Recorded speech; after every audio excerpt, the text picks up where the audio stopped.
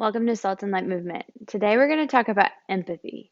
We're going to talk about the difference between sympathy and empathy, but before we get there, we're going to talk about why do we need to be empathetic and what is it? So biblically, we in Galatians, it talks about empathy. In Galatians 6, 2 through 3, it says, carry each other's burdens. In the way you will fulfill the law of Christ. So then I flip to Matthew 22:36, and it talks about the law. And so it says, teacher, which is the greatest commandment in the law? Jesus replied, love the Lord your God with all your heart and with all your soul and with all your mind. This is the first and greatest commandment. And the second is like it. Love your neighbor as yourself. All the law and the prophets hang in these two commandments. Love your neighbor as yourself. So oftentimes it's easy for us to get wrapped up into ourselves and what we need and meeting our all the different things that we want. So when it comes to somebody needing empathy, we come to them from a space of not knowing what to do because we can't put ourselves in their shoes because either we're too busy or we just don't know how. And so I want to talk to you about how do you love your neighbor as yourself? We are a very individualistic culture.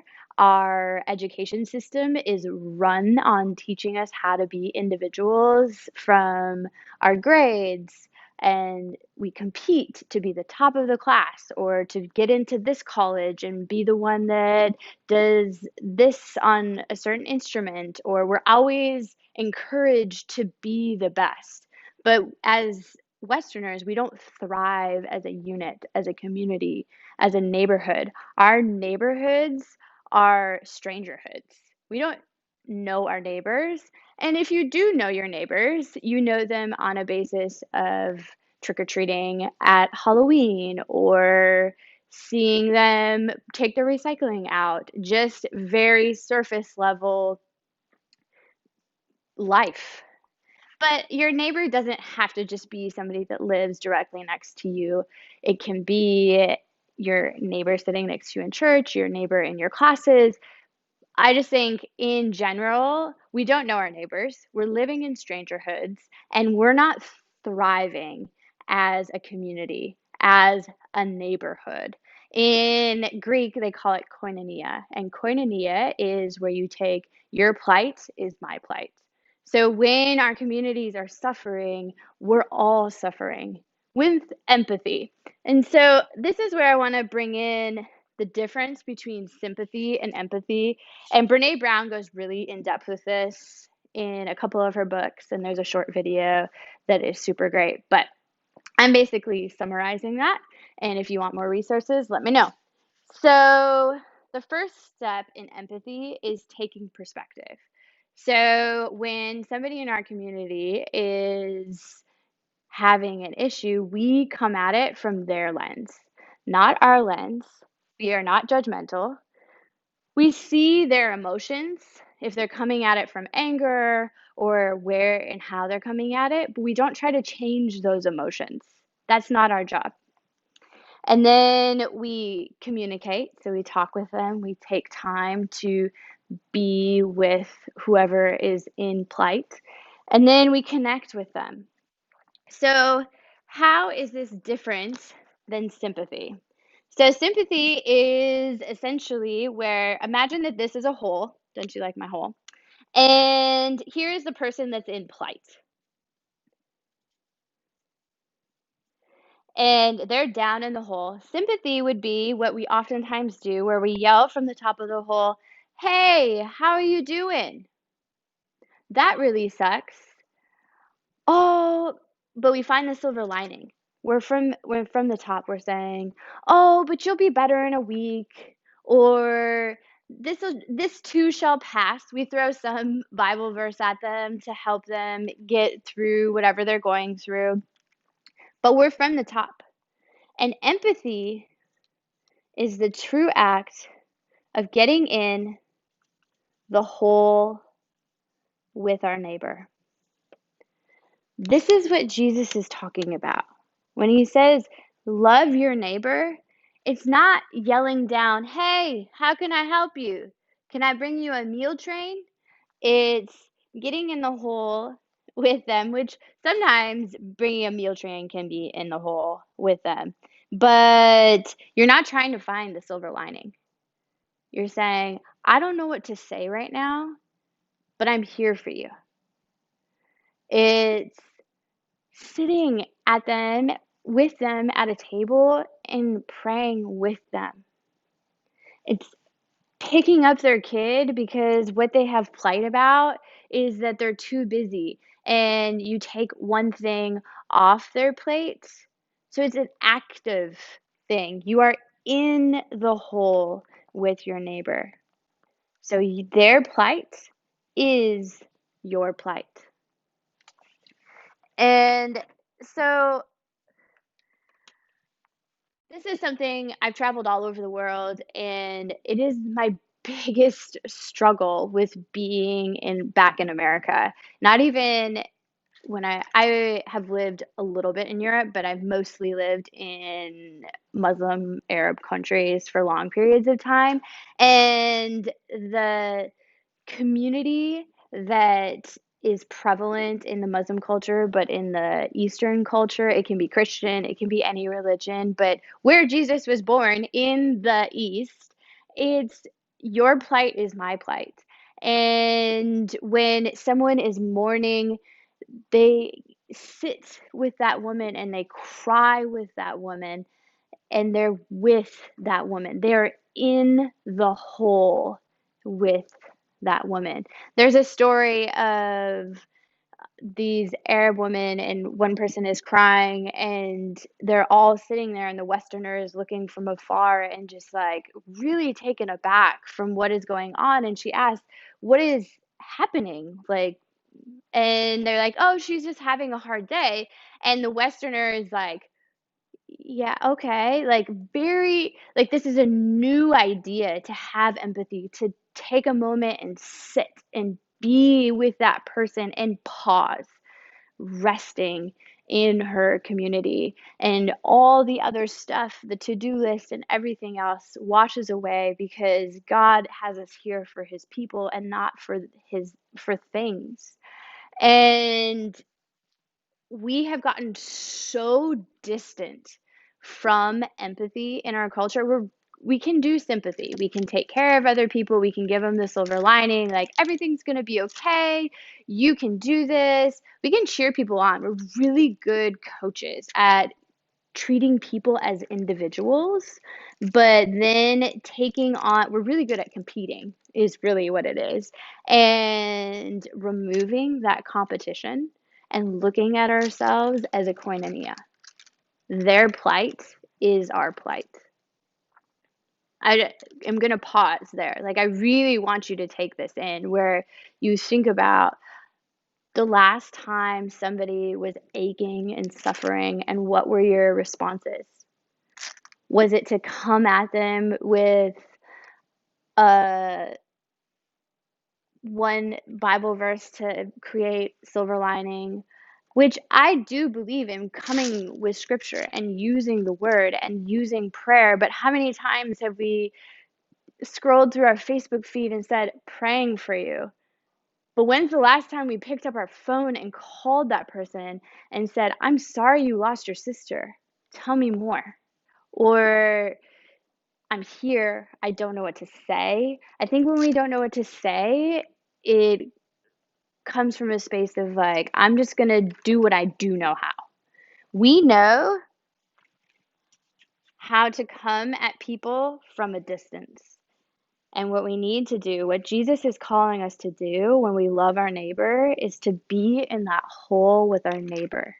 When they are aching and hurting, or even celebrating, being in that space of celebration of you did it, instead of, oh, well, you got this, and I just can't do anything. Like, we typically will turn things on I instead of we. And my brain is still figuring out the we. I honestly have learned about community the most from living in Muslim cultures. When random strangers invite me into their house and give me tea and give me a piece of their lunch and the biggest piece of meat, when the whole piece of meat that they have for their 14-person family is this big. And then on top of it, when I am crying because I'm homesick, they all flock to my doorstep and they cry with me and they laugh with me. There was no text message sent. It was a physical being, a physical presence of they didn't know what to say. They had never left their village before. They didn't know what to do with this woman that was in her 20s and not married, living across an ocean. They had no idea what to say to me, but they sat with me and they were with me. And so that's what empathy looks like. And I urge all of us to get in that hole. And it's okay if you don't know what to say. It's okay if you don't know what to do. Say that and pray for God to give you courage to be empathetic as opposed to sympathetic. Sympathy is looked at as being a really good thing. I love the way Beene Brown turns what we've been doing with sympathy and reminds us that there's a difference between sympathy and empathy. And I really think Jesus is calling us to love our neighbor in a real way, where we climb down into the hole just as he did. It's not, I don't know if it's giving $5 to the homeless guy on the street or getting out of our cars and sitting with that homeless person. I know Jesus would park his car and talk to the homeless man and figure out what he needs and what the solution is. There's a really good book about this called When Helping Hurts. And it's not about just giving handouts, but actually sitting and having empathy with people in need and helping them weave through their story of pain and trauma and making a real fix instead of a band-aid fix. So I highly recommend that book. But today, what we're talking about is loving our neighbor. And I want you to just take time to really sit down and look back on a time when somebody came to you in the recent past. It can be for something very, very small. You can even scroll through your text messages and see what you said to them and analyze that. Did you get in the hole? And it's okay if you didn't, because information that I'm telling you may be something that you didn't even know. Had never heard of koinonia before I took my last seminary class, but I did notice there is a huge difference in the way Americans treat each other as opposed to the way Middle Easterners treat each other.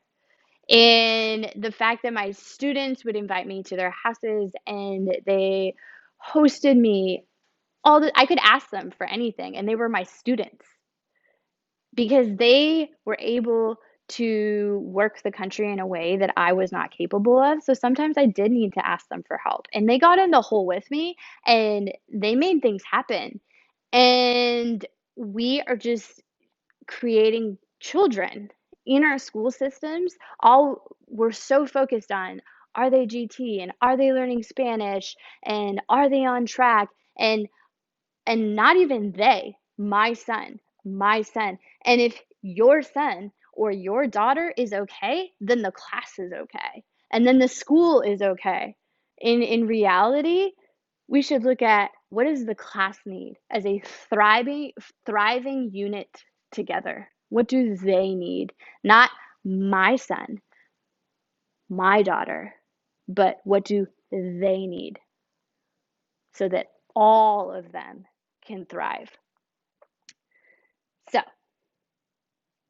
I just want you to marinate and think about loving your neighbor. I do think that there are things that we can do that we are doing that are really great. But empathy is a skill that we need to learn. When something happens to somebody, when our Christian brothers and sisters are in plight, what are we doing to get in the hole with them? If we don't understand what their plight is, asking them questions. I grew up in a very white Minnesota. And when all of the Black Lives Matter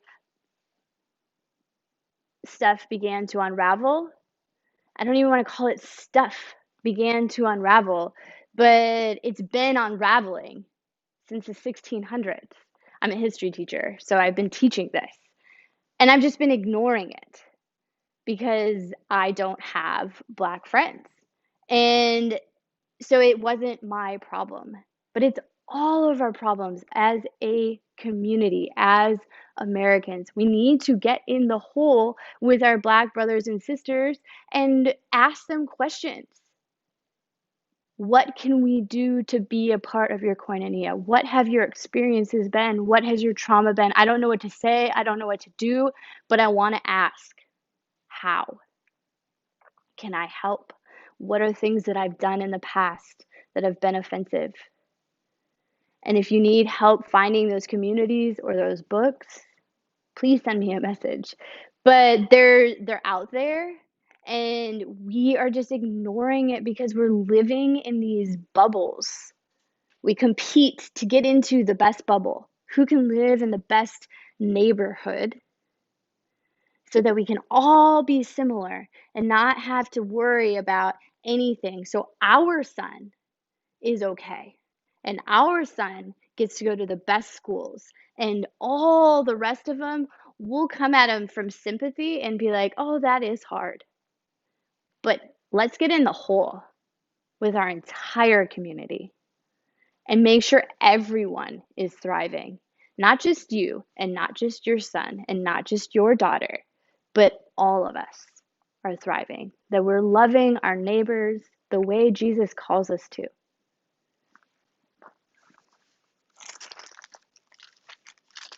I'm still here. I just got to find my Matthew.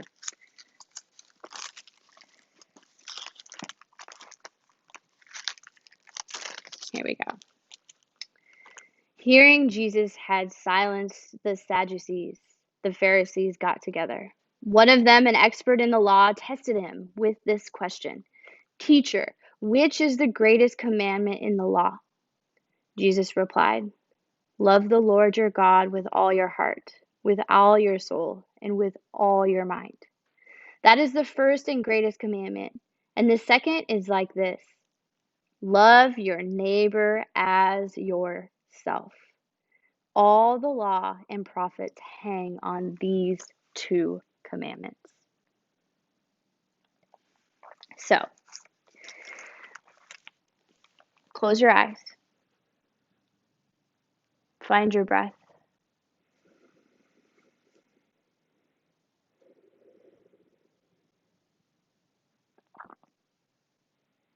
Think of your koinonia. Think of your church body, your town, your neighbors. See their eyes.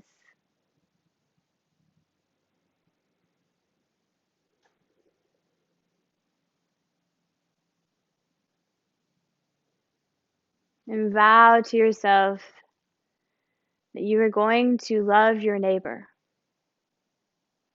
Love your neighbor.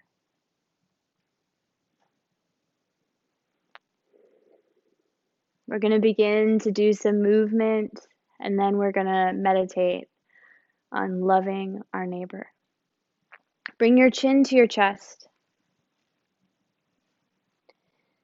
And begin to move your rib cage from side to side. Just investigating what is happening with your body today.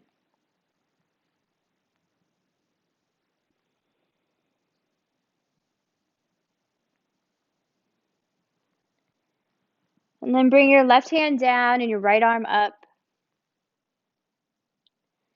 And then you're going to bring your right arm around like you're hugging a tree. And then back up. and around and up and around. Imagining yourself giving love, stretching, feeling the growth and expansion here, and then coming around and embracing. Then bring your right hand down, left arm up and stretch, feeling that expansion, breathing into your rib cage, and then hugging and embracing. And then expansion, left arm up overhead, and hugging and embracing. Expansion. Love the Lord your God with all your heart. And hugging. And then coming back to center, arms up overhead, clasping your fists, and then moving your rib cage from side to side and back, and just kind of investigating, how does your rib cage move today? It really doesn't have to move a lot. It's just investigating. And then turning to the left, coming down onto hands and knees, moving your hips from side to side, getting the cracks and crinkles out. And then open your chest, coming into cow. Tuck your tailbone, coming into cat. And open and tuck your tailbone, coming into cat. And open, coming into cow. And tuck your tailbone, coming into cat, staying in cat, moving your rib cage here, really feeling your waist. And then tucking your toes, push back to downward facing dog. Move your hips from side to side.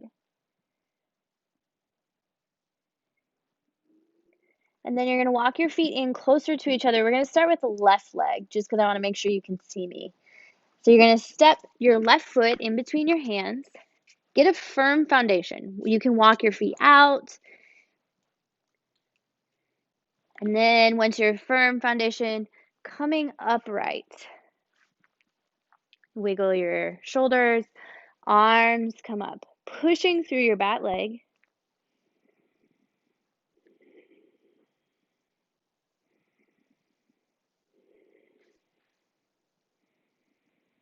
Opening up towards the right, you're going to bring both feet straight, and then you're going to turn your feet out. We're going to come into horse and begin to rock from side to side. Really feeling your legs light up. And then bending here, rocking to the right. Place your left hand down, coming into surfer squat. Right arm comes up.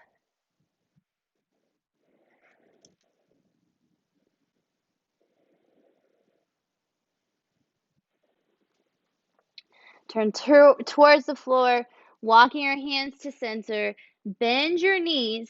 Bring your shoulders over your hips, rolling up into horse. Grabbing your beach ball, rock from side to side. Finding your breath, inhaling and exhaling through your nose. And then rock to the left, coming into your surfer. Right hand comes down, left arm comes up. Look to the sun. Well, for me, it's the sun, but you can look to the left.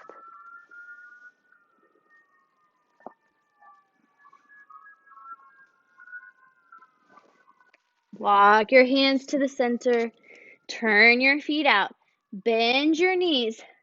Shoulders come over your hips. Arms come around your beach ball. Rock from side to side. We're going to turn into our high lunge towards the front of your mat. And let's do a couple of pulses here. So you're going to come up and down and up.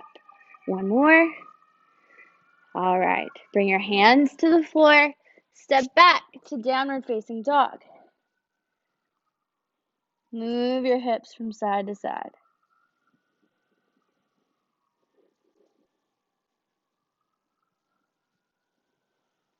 Come up to your tiptoes.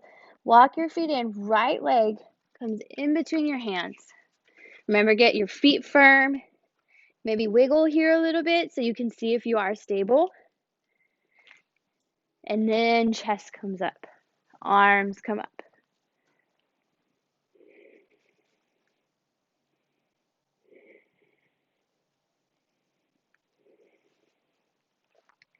Turn towards your left foot. Coming into horse, grabbing your beach ball. Rock from side to side.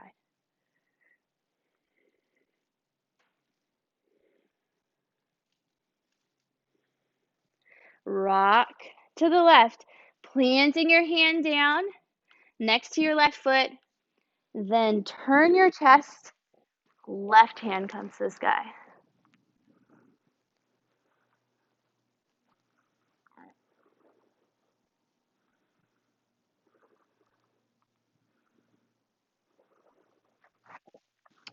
Walk your hands to the middle. Turn your feet out. Bend your knees, shoulders over your hips. Back to horse. Hug your beach ball. Rock from side to side.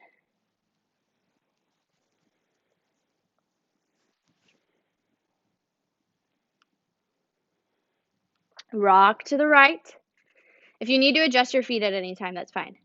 Rock to the right. Left hand comes down. Straighten your left leg. Turn your chest. Right arm comes up into surfer.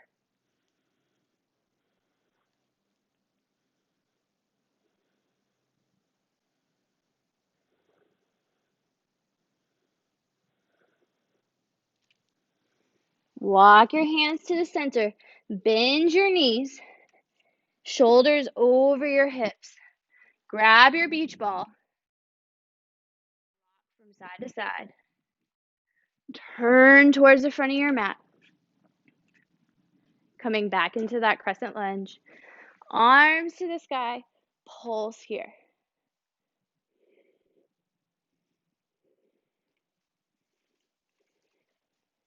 And up. Hands down. Step back to downward facing dog.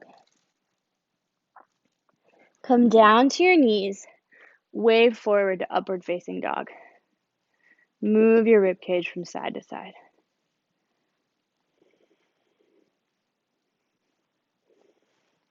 Coming down onto your belly. Cross your hands in front of your forehead. Bring your forehead to your hands.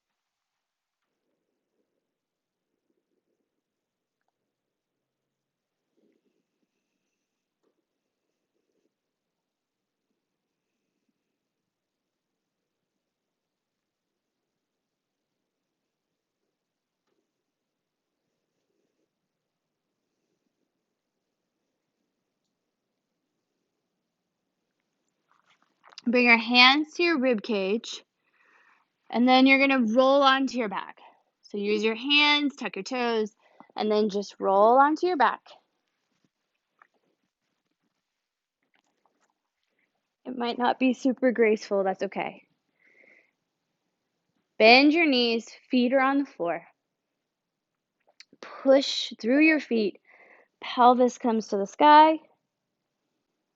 Move your hips in a hula hoop action.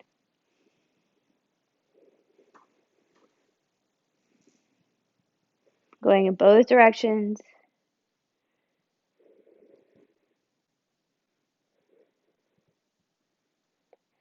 Pelvis to the sky, squeeze your glutes.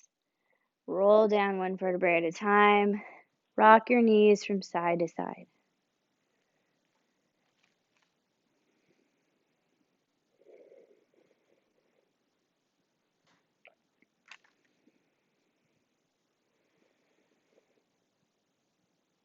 Rolling onto your side, pushing yourself up into a comfortable seated position.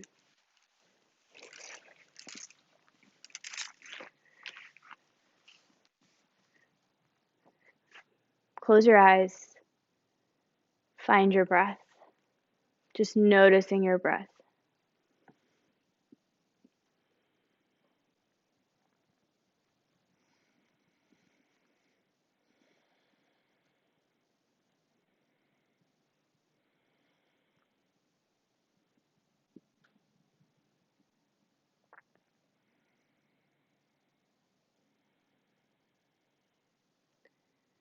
We're going to go into meditation. Continue to repeat to yourself, love my neighbor with all my heart. Love my neighbor with all my heart. Love my neighbor with all my heart. Love my neighbor with all my heart. Continue to repeat that to yourself. Weaving into prayer as God puts someone on your heart, or maybe you pray for yourself to be given the courage to get in that hole. Love your neighbor with all your heart.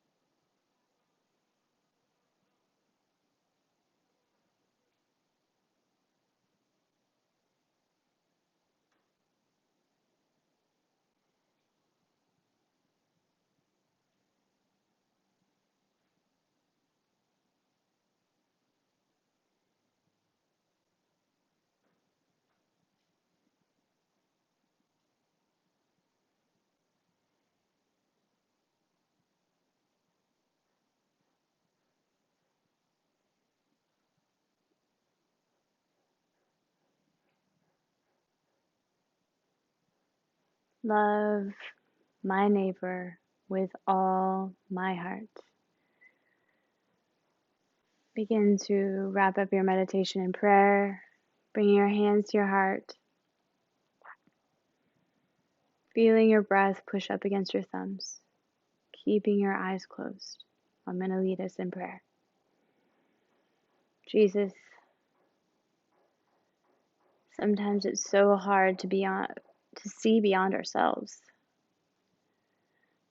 And we always are thinking of what is best for us. And we're raised in this individualistic culture where we don't even know how to escape. Except for you are a great teacher. Please teach us what is best for our koinonia. What does our community need? What do our neighbors need? Help us see the plight of those around us. Help us get into that hole, even if we don't know what to do or what to say. Just help us be courageous and get in. Give us the courage to find the words and guide us. Guide us to our brothers and sisters that are in need of help. Help us love our neighbors as you guide us and wish for us to do. In your holy name, amen. Peace be with you.